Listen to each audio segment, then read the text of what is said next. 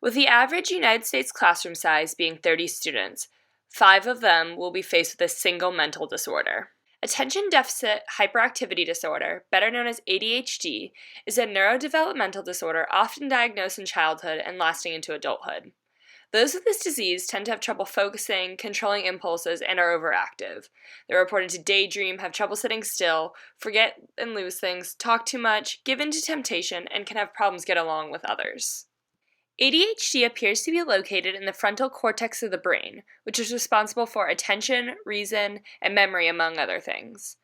In scans of those with ADHD, this area appears to be thinner and mature much more slowly than in children without ADHD.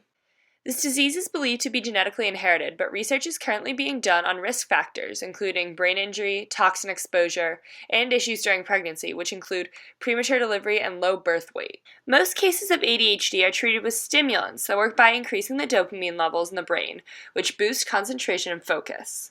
There are also behavioral therapies that certain doctors employ to provide a non-stimulant option. To get an ADHD diagnosis, a child is typically referred to a psychologist who sits down with him or her for about 15 minutes. In addition to this meeting, the doctor hears the opinions of teachers, parents, coaches, and other adults the child has contact with, and then delivers a diagnosis. While recent research has found neurological differences, there's not yet enough evidence to point to any physical traits that can be detected and demonstrate that the child is indeed afflicted with this disease. Therefore, ADHD is denoted as a garbage can diagnosis and is often turned to when the doctor cannot come up with any other explanation, ignoring possible other causes that can vary from trauma to another mental disability or a child even being too gifted in the class. This is widely exemplified by the fact that younger children in grades are 40% more likely to be diagnosed with ADHD than those who are older in the grade. This is simply a matter of maturity rather than a mental disability.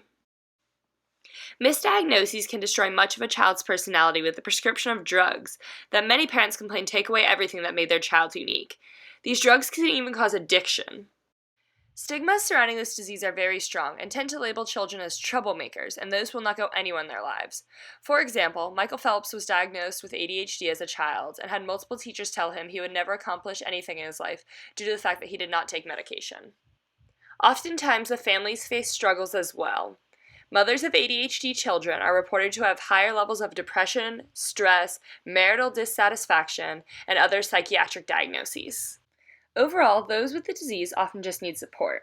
It can come from family and can vary from understanding to helping manage their energy level by channeling it into sports or other activities.